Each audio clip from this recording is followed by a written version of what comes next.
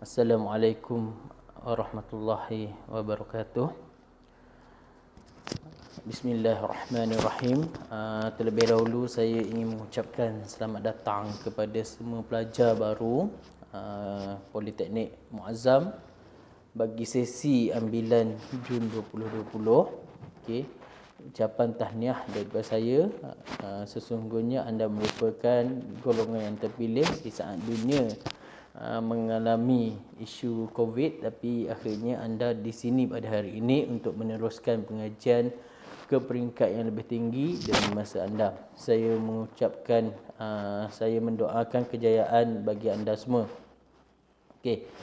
Saya Muhammad Imran bin Hasan yang merupakan penolong Ketua Unit Peperiksaan Politeknik Muazzam bagi mewakili Puan Syahirah, iaitu Ketua Unit Peperiksaan yang sedang bercuti bersalin sekarang ni, untuk menyampaikan sedikit taklimat. Nak kata ringkas tak ringkas lah, tapi orang kata apa, taklimat ni agak penting lah bagi pelajar-pelajar Politeknik, terutamanya pelajar-pelajar baru untuk mengenal sistem peperiksaan di Politeknik. Okey.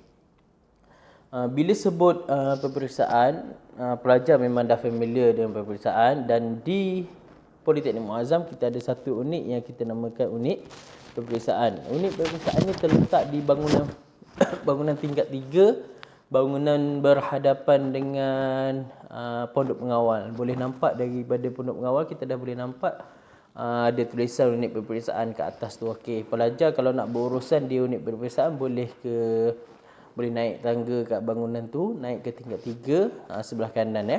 Okey. Di unit peperiksaan kita tak ramai pun orang. Kita ada 4 orang staf saja, yang mana terdiri daripada Ketua Unit Puan Syahirah, saya sendiri penolong Ketua Unit Cik Muhammad Imran, dan kita ada pembantu takbir Puan Asmah dan pembantu operasi Encik Farid. Kalau pelajar ada masalah berkaitan dengan peperiksaan yang bila dah rujuk pada PA dan PA minta berhubung dengan unit peperiksaan, bolehlah ke unit sana berurusan dengan kami. Okey.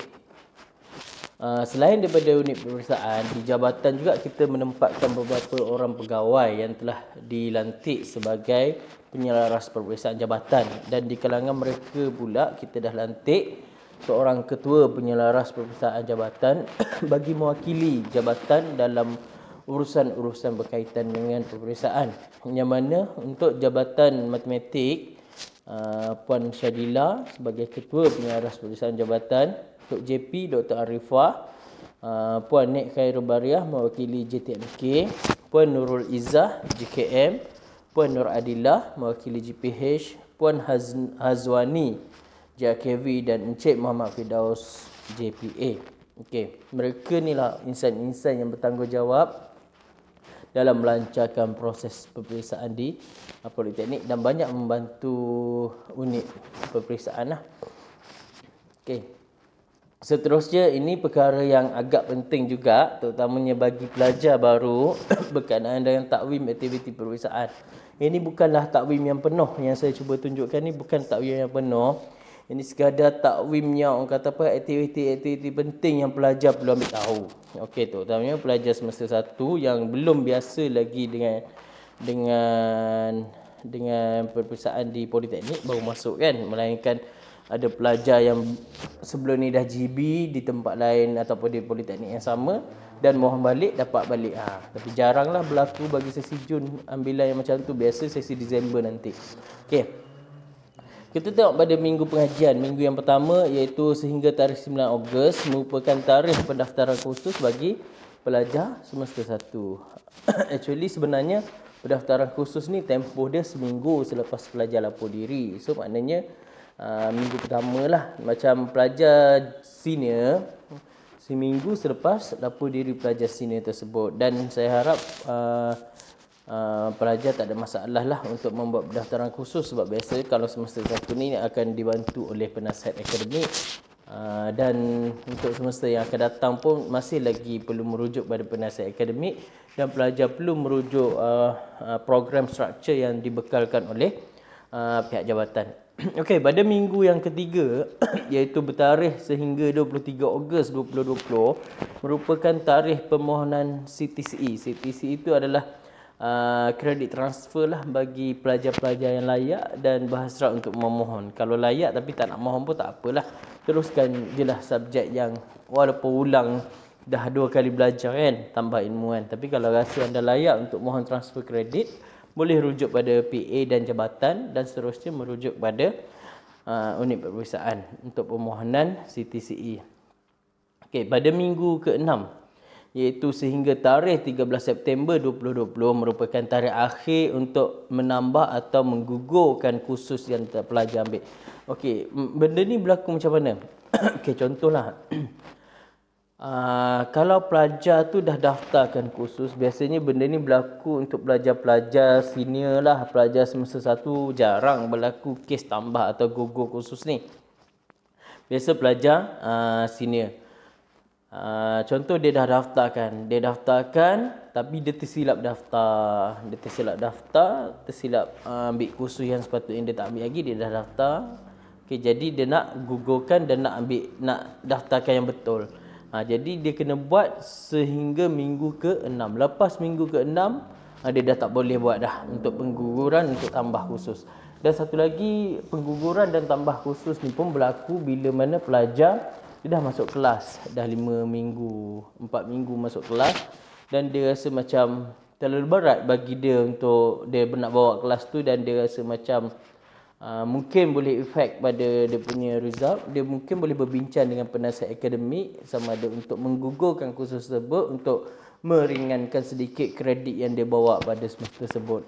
Itu bergantunglah macam mana dengan keputusan penasihat akademik dan juga pihak jabatan. Okey.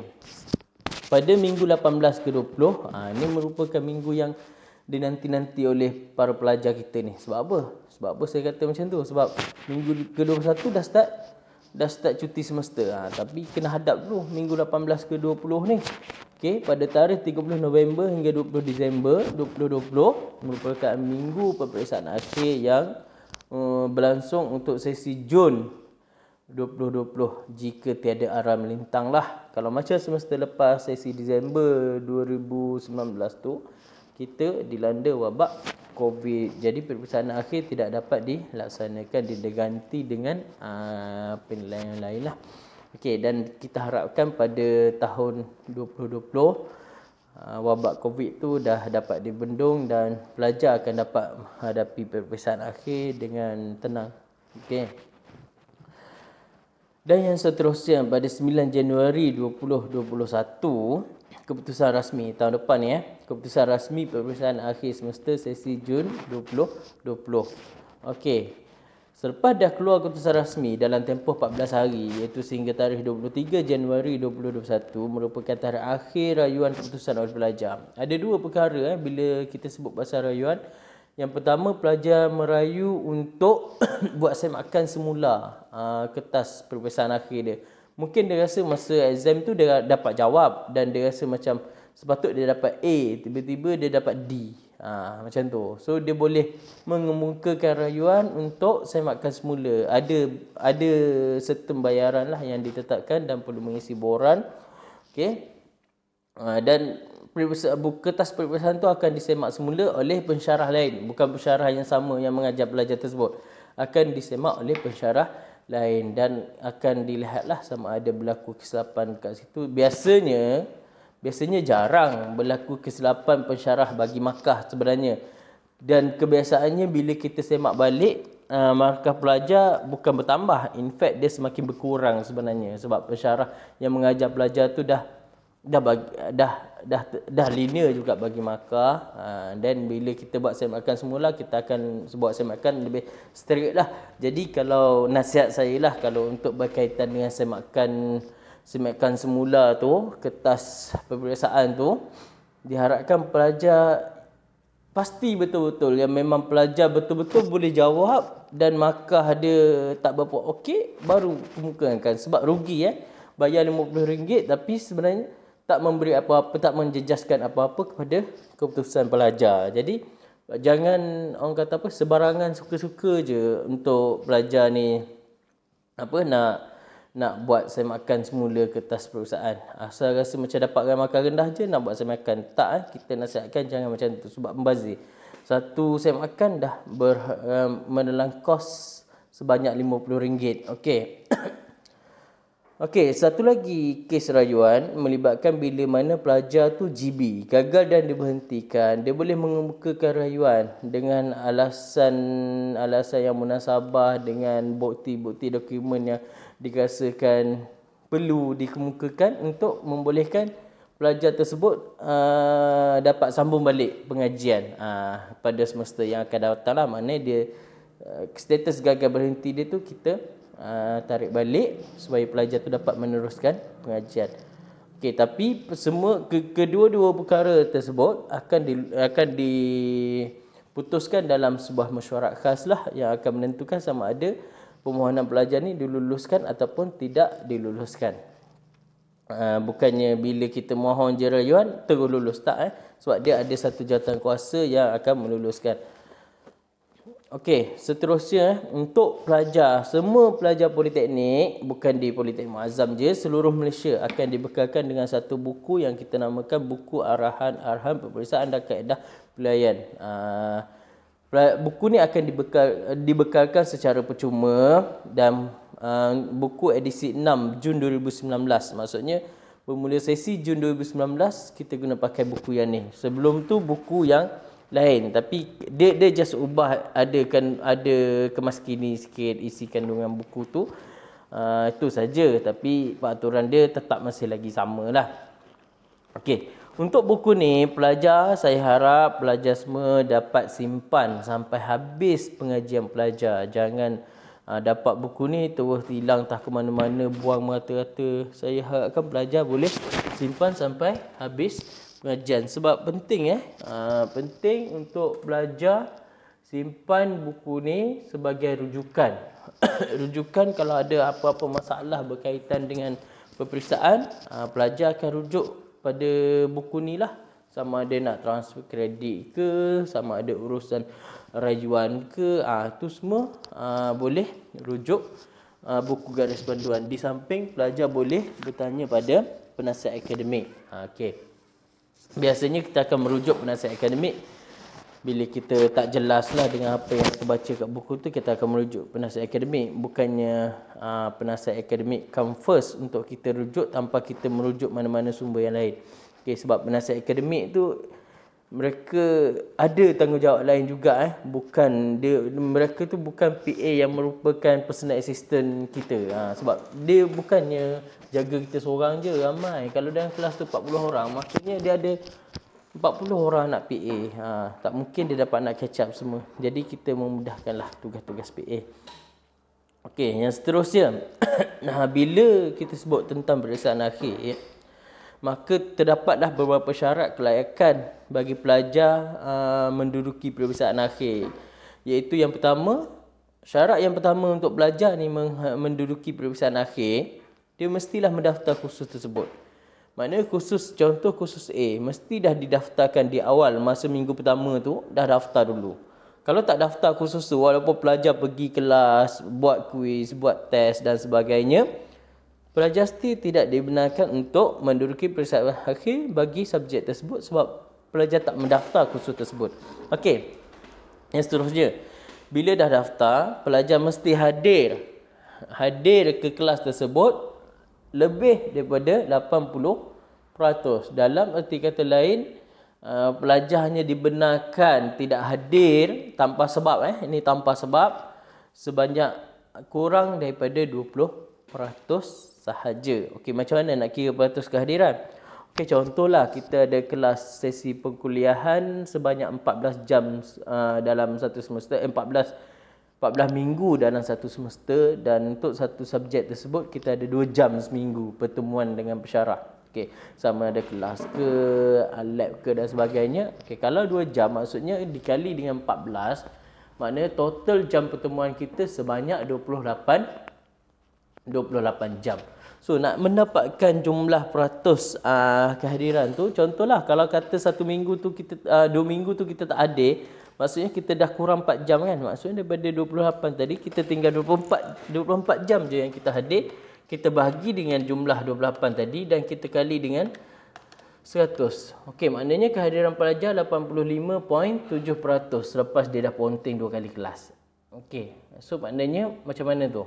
Lepas lagi kan untuk pelajar tu masuk 90.7% bila mana pelajar tidak hadir sebanyak 2 minggu. 2 minggu bersama dengan 4 jam kelas. So dia masih lagi cukup keperluan dia untuk menduduki peperiksaan akhir. What if kalau pelajar tu tak hadir 3 minggu? Maksudnya 6 jam dia tak hadir. Maksudnya yang hadir sebanyak 22 jam sahaja dibahagi dengan 28 dikali dengan 100. Okey, maknanya kehadiran pelajar sebanyak 78.6% saja. Masih kurang sebanyak 1.4%. Walaupun 1.4% tu kecil nilai dia, tapi pelajar still lagi dihalang bagi menduduki peperiksaan akhir. Setelah dihalang disebabkan perkara ini, pelajar perlu mengemukakan rayuan kepada ketua jabatan sama ada diluluskan atau tidak diluluskan untuk diambil kira rayuan pelajar tersebut. Okey. Sekiranya gagal memenuhi syarat yang saya nyatakan tadi, okay, apa yang akan berlaku? Yang pertama, pelajar tidak layak menduduki peperiksaan akhir macam saya sebut tadilah. Bila tak layak menduduki peperiksaan akhir, pelajar akan diberi grade F dengan nilai mata kosong. Maknanya ibarat pelajar tak ambil je lah subjek semester tu. Okay, pelajar dianggap telah mengambil dan gagal kursus tersebut. Ini kalau macam kes pelajar yang mendaftar lah. Dia daftar tapi dia tak hadir kelas. Maknanya dia gagal. Tapi kalau pelajar yang tidak mendaftar dan dia hadir kelas tapi tak dapat masuk final exam tu, itu dikira masih belum mengambil dan dia kena ambil balik kursus tu. Okay. Ini kehadiran semasa peperiksaan pula. Macam mana peperiksaan kita punya peraturan? Basically lebih kurang sama je sebenarnya. Okay, untuk kes pelajar yang menduduki peperiksaan yang mempunyai peperiksaan penilaian akhir tu, perlu mendapat kebenaran bertulis terlebih dahulu daripada mengarah untuk tidak menduduki peperiksaan. Contoh, kalau anda ada alasan yang sangat kukuh untuk tidak hadir peperiksaan, anda perlu mendapatkan kelulusan dari pengarah. Biasanya tak ada sangatlah alasan khusus. Kalau katalah kalau pada tarikh tersebut anda ada masalah keluarga ataupun ada kalau masalah keluarga yang besar macam kematian tu mungkin akan dipertimbangkan. Tapi kalau kata pada tarikh tersebut saya dengan keluarga pergi umrah, kita tak akan pertimbangkan sebab tarikh umrah tu anda boleh rancang bila-bila masa pun, sebab kita dah bagi takwim, kita dah bagi tahu pada minggu berapa, tarikh berapa bulan akan berlaku peperiksaan akhir. Jadi lock siap-siap tarikh tu. Jangan nak pergi melancong ke, nak pergi umrah ke, nak pergi haji ke sebab dah tahu tu adalah tarikh peperiksaan akhir. Melainkan macam saya cakap tadilah, berlaku kematian. Sebab kematian tu kita tak boleh nak jangka dan kita tak boleh nak merancang pun tarikh kematian tu. Kematian saudara terdekat, contoh macam kematian ibu bapa, kematian adik-beradik, yang kalau macam mak saudara, nenek ke, biasanya kita tak akan pertimbangkanlah benda-benda macam tu. Okey, seterusnya. Yang kedua, mempunyai alasan yang munasabah kerana tidak hadir dan pelajar itu atau wakilnya hendaklah memaklumkan sebab-sebab tadilah macam saya cakap tadi, perlu menyatakan sebab dengan mendapatkan kelulusan secara bertulis. Okey. Satu lagi, jika pelajar sakit.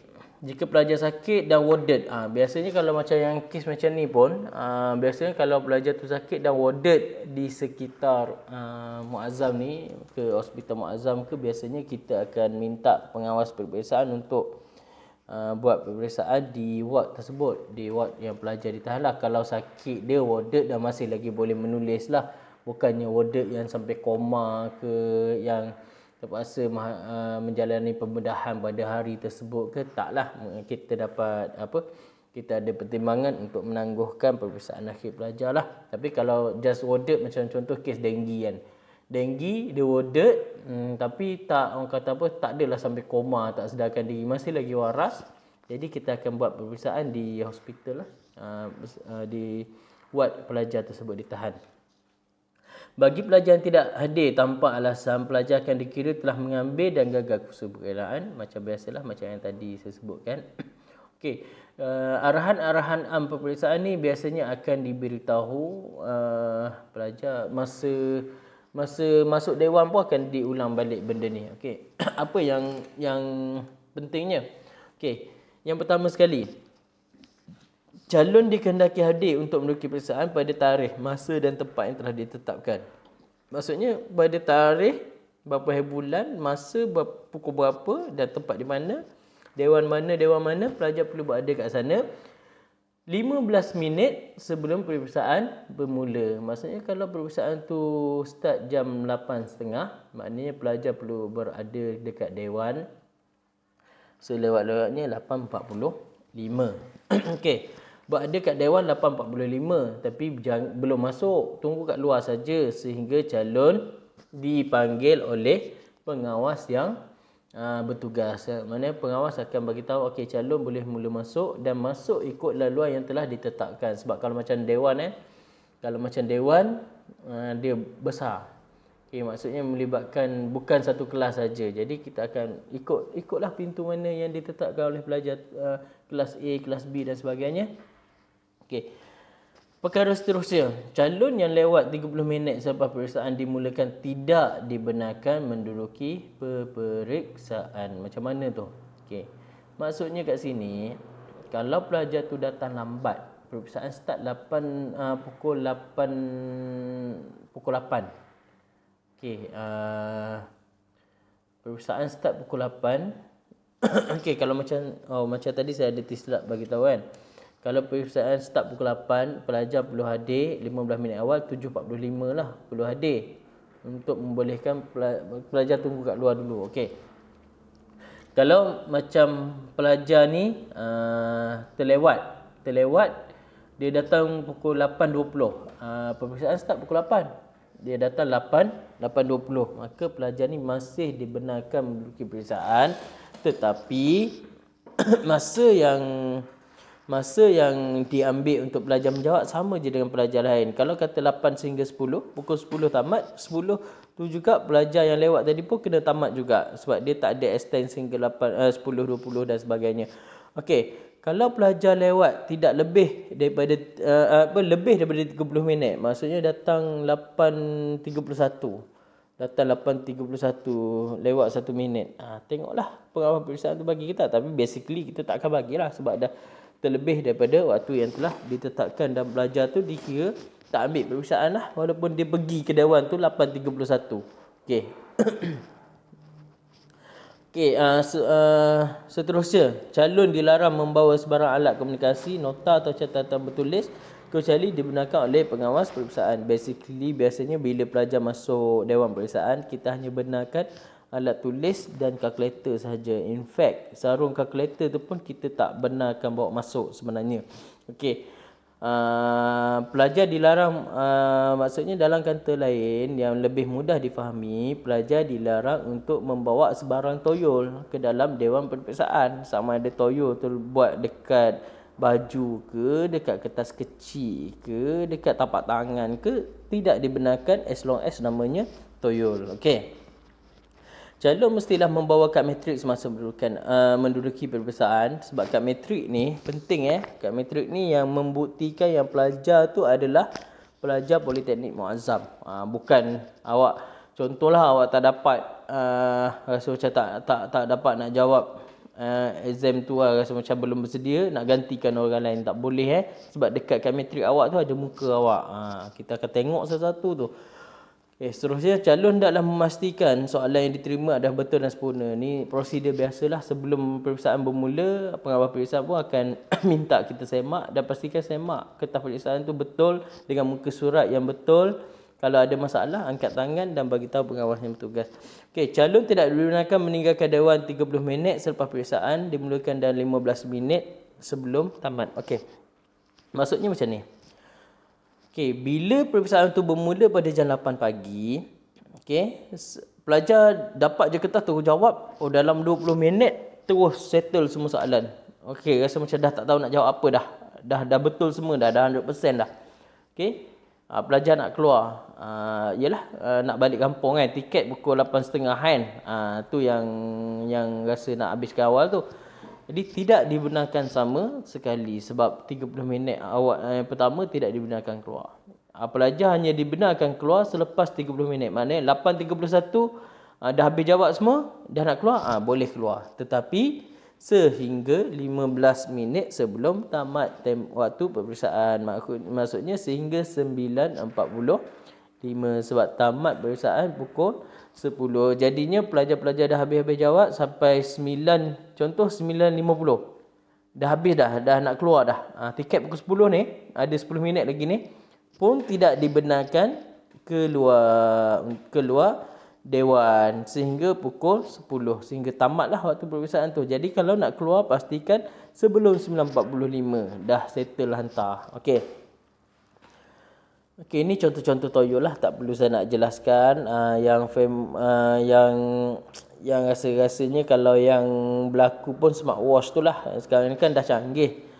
Jam boleh simpan formula lah, jam boleh simpan nota lah, macam-macam, boleh simpan gambar lah, snap lah dan sebagainya. Kita akan tengok. Kalau pelajar tu ditangkap, memang agak berat jugalah hukumannya. Okey. Macam yang disebutkan, calon dilarang meniru, cuba meniru atau memberi tiru dengan apa-apa cara jua sekalipun semasa peperiksaan berlangsung. Dia ada 3 perkara kat sini. Yang pertama, meniru. Meniru dengan memberi tiru tu biasanya dia bekerjasama. Maksudnya, okey, aku duduk sebelah kau nanti nanti kau tunjuk kat aku sikit, aku tengok. Maksudnya dia tahu orang tu akan tiru dia akan dia letaklah kat tepi-tepi ke dan sebagainya supaya kawan dia tu boleh tengok. Kedua-dua orang ni kalau ditangkap, dua-dua kena hukuman yang sama.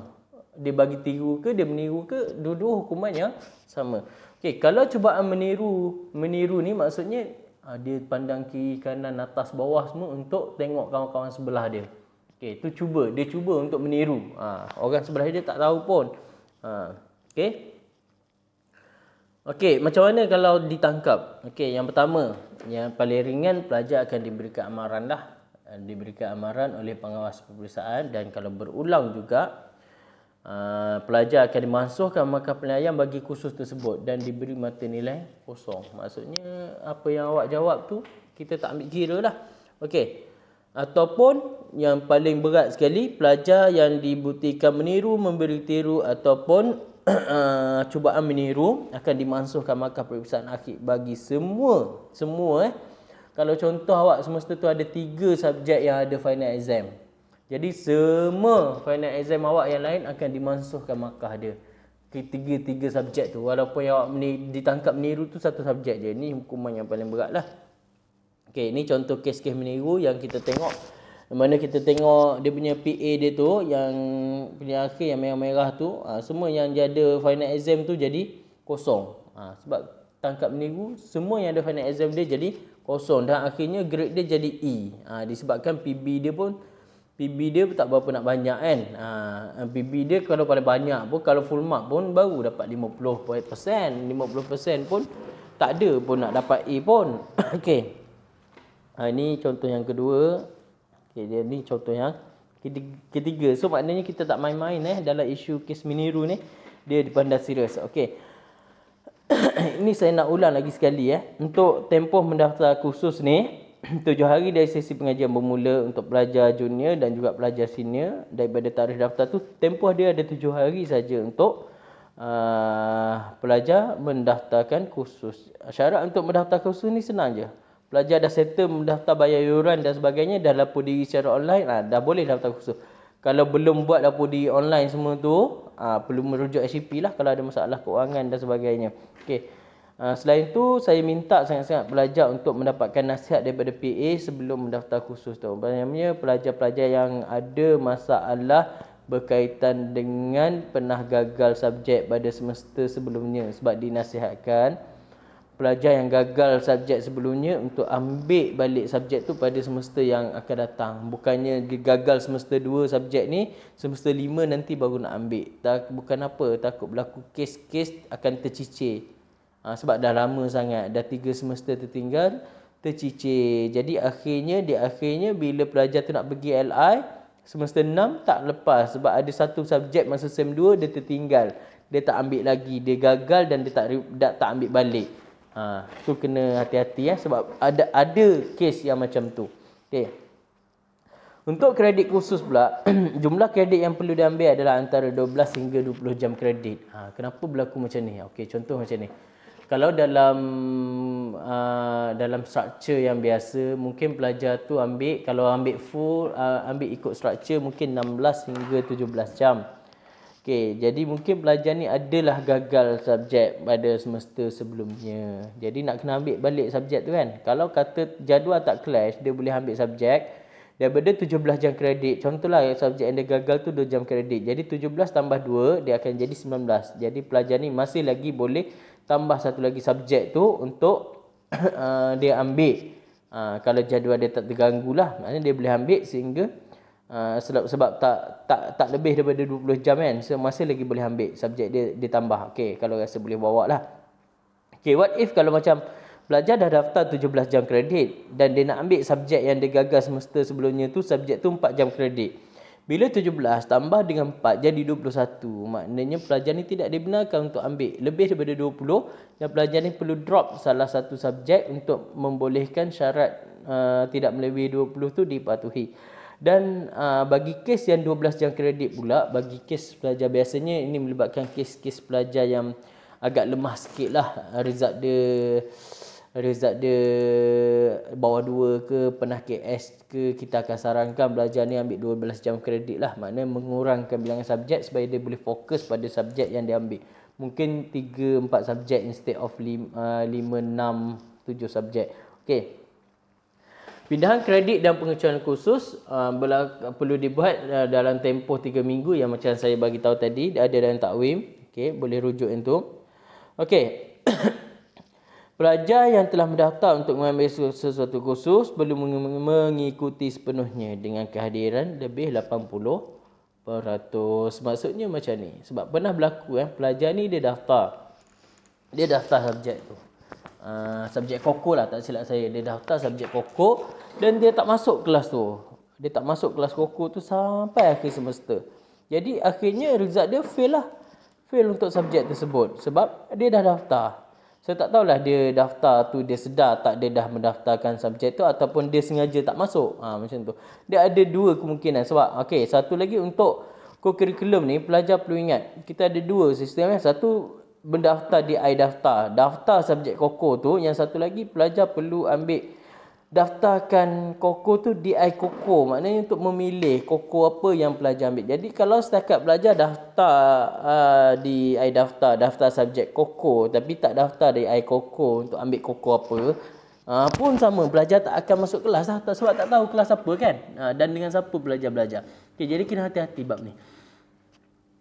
Okey, untuk pelajar yang gagal, kursus wajib terah atau pengurusan adalah mengambil semula kursus yang gagal pada semester sebelumnya. Okey, ini macam yang saya cakap tadi lah, dia nasihatkan pelajar untuk gagal semester 2 punya subjek, ambil pada semester 3. Jangan tunggu sehingga semester 5 baru nak ambil. Saya sarankan macam tu sebab tak nak bagi tertinggal. Sebab lagi satu, ada beberapa subjek yang melibatkan ada prasyarat subjek untuk. Contoh ada subjek semester 2, untuk nak ambil subjek semester 3 mesti lulus subjek yang masa semester 2, prasyarat dia. Jadi kena juga ambil yang tu dulu sebelum ambil subjek yang semester 3. Sebab kita bimbang, takut bila nanti pada semester 5 nanti nak ambil serentak tu, rupanya subjek tu merupakan subjek prasyarat. Kan dah haru biru, dah kena extend dah. Okey. Perlu mengikuti semula aktiviti pembelajaran. Maksudnya mengikuti semula ni, pelajar perlu masuk kelas lah dari awal sampai akhir. Dan perlu mengikuti balik, perlu ambil balik kuis, ujian, tugasan dan sebagainya. Walaupun contohlah pelajar tu gagal disebabkan kena tangkap meniru je dekat final exam.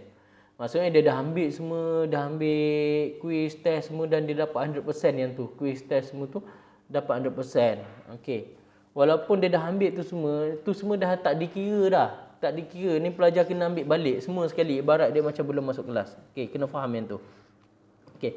Ni sistem nilai yang mata di Politeknik dia mungkin rasanya macam di semua institusi pengajian yang mengguna sistem nilai mata guna kiraan yang sama. Dia ada dua perkara yang kita perlu tahu, iaitu PNM ataupun GPA, iaitu kalau macam PNM tu dia kita panggil pointer semester semasa. Maksudnya pointer semester 1, semester 2, semester 3, macam tu. Semasa maksudnya nilai mata pada semester semasa dibahagikan dan jumlah kredit yang dia ambil pada semester semasa. Contoh kalau jumlah kredit kita ambil 16 jam kredit kan.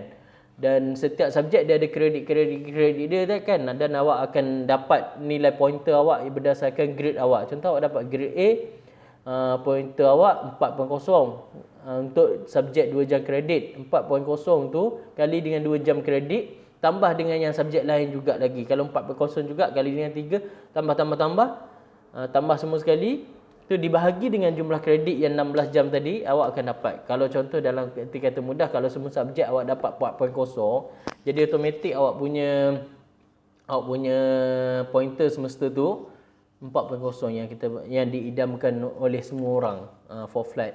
Okey. Ni bukan cala-cala orang yang boleh dapat for flat ni. Okey.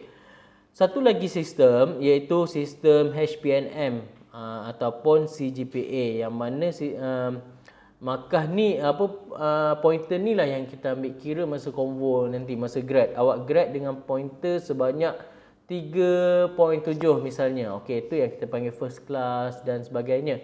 Okey, maksudnya dia adalah himpunan awak punya pointer. Contoh pointer awak SEM 1 4.0, SEM 2 3.0, HPNM awak tak akan jadi 4, tak akan jadi 3 lah, dia akan jadi between 3 hingga 4 macam tu. Okey, cara nak kira dia itulah jumlah mata kredit bagi semua semester tambah semua dibahagi dengan jumlah kredit yang awak ambil sehingga semester tersebut. Okey, tapi awak tak payah nak pening sebab kita dah ada dalam SPMP, semua dah dikira dah untuk awak. Ini untuk pengetahuan awak lah cara nak kira. Kok lah rasa macam SPMP tu salah kira dan sebagainya kan. Okey, ini adalah sistem grade. Sistem grade yang kita pakai di Politeknik. Sistem Politeknik semua pakai grade yang sama. Okey. Maknanya untuk A sampailah fail tu menggunakan sistem grade yang ni. Kalau di universiti mungkin berbeza. Okey, jangan bandingkan dengan kawan awak yang dekat universiti. Okay. Kalau kita tengok kat sini ada markah 0 hingga 19 tu grade dia F dan dia punya nilai mata dia kosong. Status dia gagal. Maksudnya pelajar perlu mengambil semula subjek ni. Okey, tapi nilai mata dia kosong. Kalau di darabnya memang kosong lah. Tak dapat apa. Jadi benda ni akan melibatkan pointer pelajar terjatuh untuk semester tersebut. Okey, kalau macam 20 hingga 39 tu ada pointer dia, ada 0.33, ada 0.67. Grade dia E- dengan E, tapi status dia tetap gagal. Bila gagal, dia ada pointer, maksudnya pointer ada, tapi status subjek ni gagal, pelajar perlu mengambil semula subjek tersebut. Ibarat macam tak ambil lagi lah sebab gagal kan. Okey, perlu ambil semula, perlu daftar semula. Okey. Okey, pemberatan kerja khusus. Okey, kalau macam di Politeknik, kita ada subjek yang melibatkan 100% pilihan berterusan. Maksudnya tak ada final exam. Dan kita ada struktur yang pakai 50% pilihan akhir dan 50% pilihan berterusan. Ada yang pakai 40% pilihan akhir, 60% pilihan berterusan dan seterusnya 30% pilihan akhir dan 70% pilihan berterusan, bergantung kepada struktur program yang anda masuk dan kursus yang anda ambil. Okey, kategori keputusan. Ni biasanya dalam slip keputusan pelajar ni akan keluar lah kat sini sama ada lulusan penuh. Lulus penuh tu bagi pelajar semester akhir. Dia dah habis LI semua, nak layak untuk convocation, dia akan status dia LP. Selagi tak LP maknanya pelajar tu masih belum lulus lagi, belum layak untuk graduate. Okey, kalau kedudukan baik pula KB, maknanya pelajar punya result ni okey, boleh meneruskan pengajian macam biasa. KS, kedudukan bersyarat, maknanya pelajar pernah dapat pointer bawah 2.0, pointer semester semasa bawah 2.0. Okey, tapi kena ingat KS ni tak boleh lebih tak boleh lebih daripada 3 kali. Sampai kali ketiga KS je, automatik anda akan GB. Okey, GB tu apa? Gagal dan diberhentikan pengajian terus. Okey. Okey, ini adalah sistem SPMP yang anda perlu login. Boleh rujuk pada PA untuk tata cara login dan penggunaan SPMP. Dalam tu semua adalah macam-macam yang anda boleh tengok. Ada iExam, ada iHab dan sebagainya. Anda boleh rujuk dekat sana. Okey, rasanya sampai di sini dulu yang taklimat ringkas dari saya. Semoga taklimat ini dapat memberikan manfaat kepada pelajar, dan saya mewakili unit peperiksaan Politeknik Muazzam Shah mengucapkan selamat maju jaya kepada semua pelajar ambilan Jun 2020. Okey, Assalamualaikum warahmatullahi wabarakatuh.